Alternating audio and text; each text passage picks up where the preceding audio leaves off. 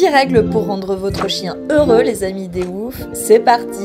En premier lieu, on s'attarde tout simplement sur la nourriture dont l'appétence, la qualité et la quantité doivent être adaptées au chien. En second, l'hydratation, pourquoi pas en utilisant par exemple une fontaine pour une eau non stagnante et un apport suffisant bien sûr à surveiller de minimum 60 ml d'eau par kilogramme de poids par jour et 100 ml si vous êtes par exemple en été. En troisième position, on peut s'attarder sur la qualité du sommeil avec un panier ou un tapis confortable, voire un tapis rafraîchissant en été si le chien le souhaite, et un temps raisonnable et approprié de repos en fonction de l'âge du chien. En quatrième position, bien évidemment, des sorties suffisantes pour que le chien puisse se soulager au niveau des pipis et des cacas. En cinquième position, une gestion de la frustration du besoin primaire et naturel de reproduction dont vous ne pensez pas assez souvent, puisque le besoin de reproduction est un besoin primaire, certes non vital, mais prioritaire puisque pour le chien, il permet de faire perdurer son espèce. Pour cela, on évitera les partenaires potentiels en saison de reproduction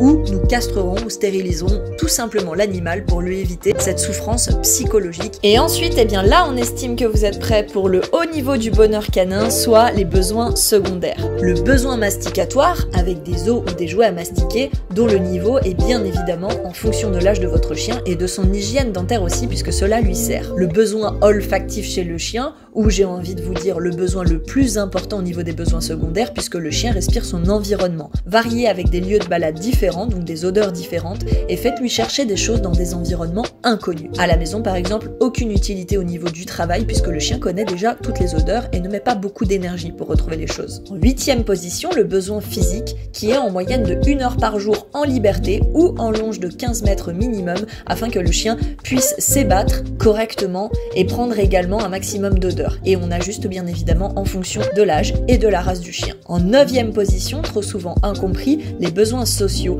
Un chien bien développé a besoin de contacts sociaux, que ce soit avec sa famille ou ses congénères. Aller balader par exemple 3 fois par semaine avec des amis canins hors meute du foyer est au top pour un chien. Enfin, en 10e position, la dépense mentale, ou se sentir utile et utilisé, puisqu'un chien a besoin de trouver sa place dans votre famille et de saisir surtout le sens de sa vie, puisqu'il a été créé génétiquement à la base et développé dans ce sens, l'utilité.